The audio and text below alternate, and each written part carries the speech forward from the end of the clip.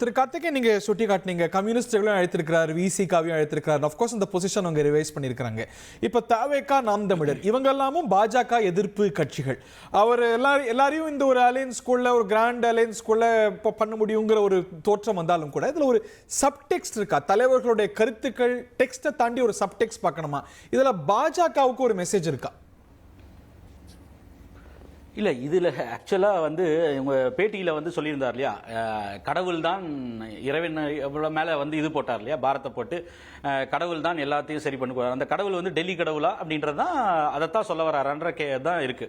அதெல்லாம் அவங்களுக்கே ஒரு மெசேஜ் சொன்னா, இப்ப இந்த கட்சிகள் எல்லாமே பிஜேபி எதிர்க்கக்கூடிய கட்சிகள், பாஜக ஒரு பக்கம் கூட்டணி ஆட்சின்னு சொல்லிட்டு இருக்கு. சோ அவங்களுக்கு ஒரு சட்டிலா வேற ஒரு மெசேஜ் சொல்றாரோ, ஐ ஹேவ் அதர் ஆப்ஷன்ஸ், அந்த மாதிரி ஒரு வாய்ப்பு இருக்கா?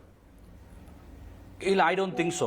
ஏன்னா எடப்பாடி பழனிசாமி அவர்கள் இந்த பாஜகவை வந்து கலட்டி விட்டுட்டு மித்த கட்சிகளெல்லாம் வந்து சேர்த்து இணைத்து ஒரு பெரிய கூட்டணி, மெகா கூட்டணியை உருவாக்கி திமுகவை எதிர்த்து ஆட்சிக்கு வர வேண்டும் என்று திட்டமிட்டிருந்தால் அவர் விருப்பம் இல்லாமல் எந்த சூழலில் இந்த கூட்டணி உருவாச்சுன்னே தெரியும். நிச்சயமாக அதிமுக வந்து பாஜகவோடு இந்த கூட்டணியை வந்து ரிவைவ் பண்ணியிருக்க வேண்டிய அவசியமே இல்லையே. அப்போ அவர் எந்த அளவிற்கு போய் வந்து பாஜக, இன்ஃபேக்ட் வந்து திரு ராஜேந்திர பாலாஜி அவர்கள் பேசக்கூடிய பேச்சுக்களும் சரி, இல்ல நேற்று தொடர்ந்து கடந்த 10 நாட்களாக அவருடைய சுற்றுப்பயணத்திலும் சரி, திரு எடப்பாடி பழனிசாமி அவர்கள் சொல்லக்கூடிய விஷயம் என்பது, திமுக வந்து முன்னால் இதற்கு முன்பு பாஜகவோடு 99 2001 தேர்தலில் வைத்த கூட்டணி, அதையெல்லாம் மேற்கோள் காட்டி கேட்கும்போது தொடர்ந்து இவருடைய ஜஸ்டிபிகேஷன் இருக்குல்ல, இந்த கூட்டணி ஏன் வைத்தேன், இதை எங்களை வந்து விமர்சிக்க கூடாது என்று பேசுவது, அவர் பேசுவது நம்ம புரிஞ்சுக்க முடியுதே தெரியுது, he is in for it. அவங்க கூட்டணி ஆட்சின்னு சொல்லும் போது அது வந்து ஒரு கிளேசத்தை உங்களுக்கு கொடுக்குது இல்ல? சோ அந்த மாதிரி இந்த கருத்து சொல்றது வந்து ஒரு சப்டிலா ஒரு மறைமுக செய்தியா? ஐ அம் த பாஸ், இந்த அலையன்ஸுக்கு நான் தான் பாஸ்னு நிறுவக்கூடிய ரீடிங் டூ மச். இல்ல, I think Hari you are reading too much between the lines. ஆனா அப்படி வந்து ஒரு மெசேஜ் அவர் கன்வே பண்ணனும்னா ரொம்ப இம்ப்ளிசிட்டா சொல்ல வேண்டியது, எக்ஸ்பிளிசிட்டா சொல்லிட்டே போக வேண்டியது தானே. வந்து 3 பேட்டி கொடுத்து வந்து நாங்க அந்த கருத்து சொன்னாரே, அதையும் சேர்த்து பார்க்கணும்ல. அது வந்து அந்த மாதிரியான கருத்துக்கு ஒரு புது விளக்கம் கொடுக்கிறாரு. அதை ஏமாளி இல்லைன்ற கருத்துக்கு ஒரு புது விளக்கம் கொடுக்கிறாரு. அது வந்து திமுகவிற்கு கொடுக்கப்பட்ட பதில். திமுகவும் கூட்டணி கட்சிகளும் இந்த அதிமுக பாஜக கூட்டணி குறித்து இந்த பல்வேறு வந்து சந்தேகங்களை எழுப்புகிறார்கள். அதற்காக கொடுக்கப்பட்ட பதில், அது பாஜகவிற்கு கொடுக்கப்பட்ட பதில் இல்லைன்னு அவர் தான் திட்டவட்டமா சொல்றாரு. ஒரு முறையில 2 முறை இப்ப சொல்லிட்டாரு. இப்போ இன்று கொடுக்கப்பட்ட பேட்டிகளையும் அதே தான் சொல்றாரு. அப்ப அவர் வந்து எந்த இடத்துலயும் வந்து அமித்ஷாவிற்கு கொடுத்த பதில்னு சொல்லவே இல்லை. அமித்ஷா தொடர்ந்து தந்திக்கு கொடுத்த பேட்டியிலும் சரி, இல்ல பல்வேறு ஊடகங்களுக்கு கொடுத்த பேட்டியிலும் சரி, அவர் திட்டவட்டமா சொல்றார். அதைத்தான் அண்ணாமலையும் வந்து வழிமொழிகிறார். அவர் சொல்கிறார், எங்கள் தலைவர் தீர்மானமா சொல்கிறார், அது கோலிஷன் கவர்மெண்டா தான் இருக்கும், அதில் நாங்கள் அங்கம் வைப்போன்றது அவருடைய கருத்து. அதை நான் வழிமொழியாவிட்டால் நான் தொண்டனாக இருக்க தகுதி இல்லாதவன் சொல்லி அண்ணாமலை சொன்னார் இல்லையா? அப்ப பாஜக is very clear, it will be a coalition government, BJP will be a part of coalition, அரசாங்கத்தில் அங்கம் வைக்கும்னு அவங்க திட்டவட்டமா சொல்றாங்க. அதை இதுவரை ஒரு முறை கூட மறுதளிக்கவில்லை.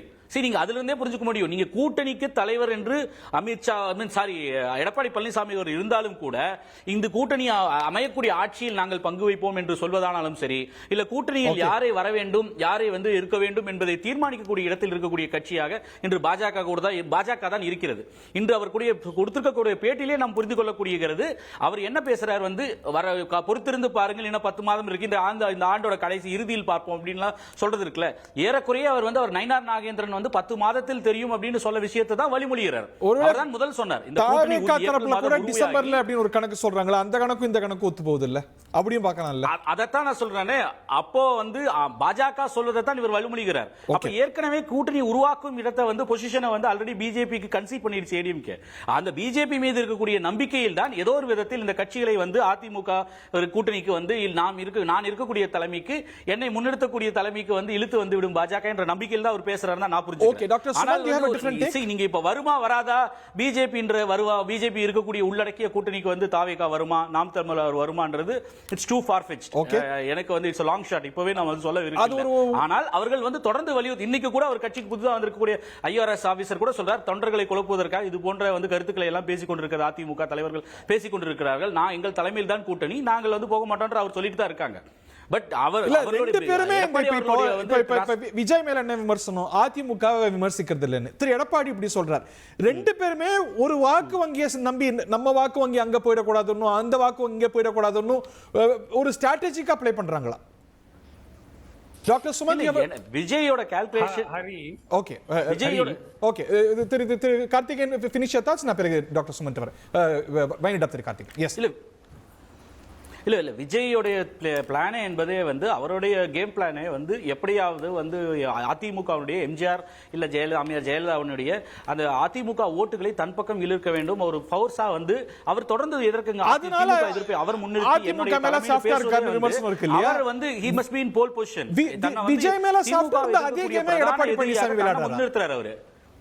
Okay I'll take this to என்னது இல்ல இப்போ திரு விஜய் அதிமுக மேல சாஃப்டா இருக்காருங்கற ஒரு பார்வை இருக்கு இல்ல, அதுக்கு ஒரு இன்டர்பிரேஷன் என்னன்னா அதிமுகவுடைய வாக்கு வங்கி இழுக்கு அப்படின்னு. அதை இழக்காம இருக்கிறதுக்காக திரு எடப்பாடி பழனிசாமி விஜய் மேல சாஃப்டா ப்ளே பண்றாரு. டாக்டர் சுமந்த் உங்க பார்வை என்ன? ஹரி, ஃபர்ஸ்ட் ஆஃப் ஆல் ரெண்டு விஷயம். எனக்கு ஒரு விஷயம் தான் வருத்தம் அளிக்கிறது. கடவுள் வந்து ஒரு இன்வோக் பண்றதை வந்து எதுக்கு கொச்சைப்படுத்தணும் இந்த நிகழ்ச்சியில? ஏற்கனவே ஐயா தெரிய தனியரசு அவர்களும் சொன்னாரு, ஒரு அரசியல் தலைவர் பேசுறதா இது, கடவுளை வந்து கூப்பிடுறாரு. நம்மளுடைய இதுல வந்து நம்ம கண்ட்ரோல்ல சில விஷயங்கள் தான் இருக்கு. மேபி உங்களுக்கு நம்பிக்கை இல்லாமல் இருக்கலாம், பட் நம்பிக்கையை வந்து எதுக்கு கொச்சைப்படுத்த வேண்டும்? அதனால அது வந்து அதுதான் வந்து ஒரு ப்ராப்ளமாவே இருக்கு. வெளிப்படையா அவர் வந்தாருன்னா உடனே அது அவர் வந்து சங்கி ஆயிட்டாரு, மதவாதம். இது என்னது? இது எனக்கு புரியல. காட் வில்லிங் அப்படின்னு நம்ம இங்கிலீஷ்ல சொல்றது இல்லையா? God willing things may work out well அப்படின்னு சொல்றதுல என்ன தப்பு இருக்கிறது? அதாவது அதனால அவருக்கு நம்பிக்கையே இல்லை, கடவுள் வந்து தான் காப்பாற்றணும், அது அர்த்தம் கிடையாது. It's common sense. யார் பார்க்கிறவர்கள் எல்லோருக்குமே தமிழ்நாட்டில் பெரும்பாலான 90% அதிகமானோர் கடவுள் நம்பிக்கை இருக்கிறவர்கள்.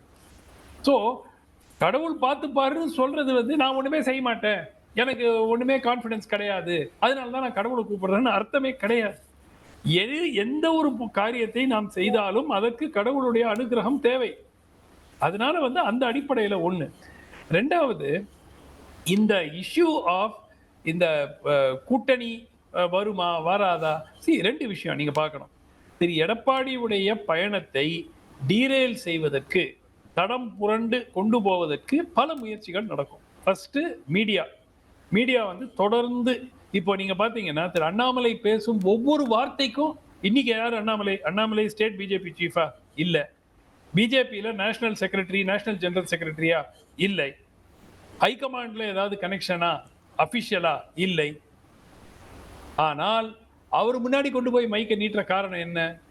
ஏன்னா இந்த கூட்டணியை டீரைல் பண்றதுக்கு ஏதாவது ஒண்ணு சொல்லுவாரு சார். அவர் நைனார் பேசினா பிரச்சனை இல்லையே. இல்ல ஏங்க, இது பாஜக வந்து ஒரு யுக்தியாக அவர்கள் பயன்படுத்தி கொள்ளலாம். அதாவது அதனாலதான் 2 நாள் முன்னாடி திரு எடப்பாடி பொறுத்த வரைக்கும் அவர் இந்த மாதிரி பேசுற உத்தேசமே இல்லை. திரு அண்ணாமலை அந்த கூட்டணியில கட்சி தலைவர் தானே, ஒரு ஃபார்மர் லீடர் பார்ட்டிக்கு. அதுக்குதான் பதில் கொடுத்தாச்சுல்ல.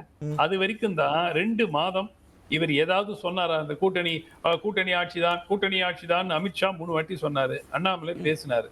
சரி, இது வேலைக்கு ஆகாது அப்படின்னு ஒரு திட்டவட்டமாக ஒரு மறுப்பு தெரிவிச்சாச்சு. ஸோ இனிமே வந்து திருப்பி அதே தான். இல்ல, ஆக்சுவலா அண்ணாமலை சொல்றது தான் கரெக்ட், ஆனா இது கூட்டணி தான் ஆகும். எல்லோருக்கும் தெரிந்த விஷயம் ஒன்றுதான் ஹரி, அதிமுகவுக்கு மெஜாரிட்டி கிடைக்கவில்லைன்னா அது கூட்டணி ஆட்சி தான். அது எடப்பாடி என்ன சொல்றது, யார் என்ன சொல்றது, எல்லோருக்கும் தெரிந்ததுதான். அது திமுக ஒரே ஒரு வித்தியாசம், திமுக மெஜாரிட்டி கிடைக்கலன்னா கூட கூட்டணி ஆட்சியில வைக்க மாட்டாங்க. ஏன்னா அவர்களுக்கு அந்த மாதிரி ஆதரவு கொடுக்கக்கூடிய கட்சிகள் என்று நாம் எடுத்துக்கொள்ளலாம், அவர்கள் இருக்கிறார்கள். அது அவங்களுடைய லக்கு, அவ்வளவுதான். அந்த மாதிரி எல்லா கட்சியும் பெர்மனண்டா மெஜாரிட்டியும் வரல, ஆனா நான் மட்டும்தான் ஆட்சி அமைப்பேன்னு சொல்லி டாலரேட் பண்ற கட்சிகள் வேற எங்கேயுமே கிடைக்காது. இவர்களுக்கு கம்யூனிஸ்ட், காங்கிரஸ் அந்த மாதிரி கட்சிகள் ஆப்பிட்டிருக்காங்க, அதனால அது ஓடுது. But bottom line is very simple. இவருடைய போக்கஸ் ஒன்று தாங்க.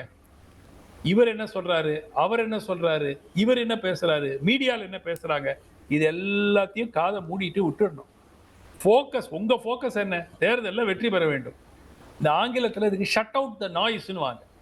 இந்த நாய்ஸுக்கு ரியாக்ட் பண்ணிக்கிட்டே இருந்தாங்கன்னா டிஸ்ட்ராக்ஷன் ஆயிடும்.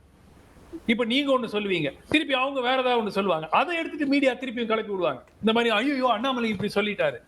அண்ணாமலை உடைய objective is to wreck the alliance. வெளிப்படையாவே அவர் சொல்றாரு, எனக்கு இதுல உடன்பாடு இல்லை, மறைச்சிருக்காரா? சோ இது எப்படியாவது இந்த அலையன்ஸை ரெக் பண்ணணுங்கிறது அவர் he may continue to do that. But the point is, எடப்பாடிக்கு தான் he has got plenty to lose. Annamalai has nothing to lose now. ஆனால் Edappadi has plenty to lose. ஏன்னா இது வந்து அவருக்கு ஒரு டிஃபைனிங் எலெக்ஷன். இந்த தேர்தலில் என்ன ஆனாலும் வெற்றி பெற வேண்டிய ஒரு கட்டாயம் அவருக்கு மட்டும்தான் இருக்கிறது, வேற யாருக்கும் கிடையாது. இந்த வரும் தேர்தல்ல it is the biggest challenge only for him. Vijay சரியா பெர்ஃபார்ம் பண்ணலனா கூட அவருக்கு 50 வயசுங்க, இன்னொரு 30 வயசு இருக்கு, 30 ஆண்டு இருக்கு அரசியல்ல ஆக்டிவா. ஸோ அதனால அது ஒன்றும் பெரிய பிரச்சனை கிடையாது. இவருக்கு தான் இது வந்து மேக் ஆர் பிரேக் எலெக்ஷன். இப்போ உட்காந்துக்கிட்டு இவர் என்ன சொல்றாரு, அவர் என்ன சொல்றாரு, மீடியா வந்து மைக்க நீட்டுறாங்க. Cut out the noise, focus பண்ணி சொல்லிட்டு போங்க. கூட்டணி அரசு சொல்லிட்டே போங்க.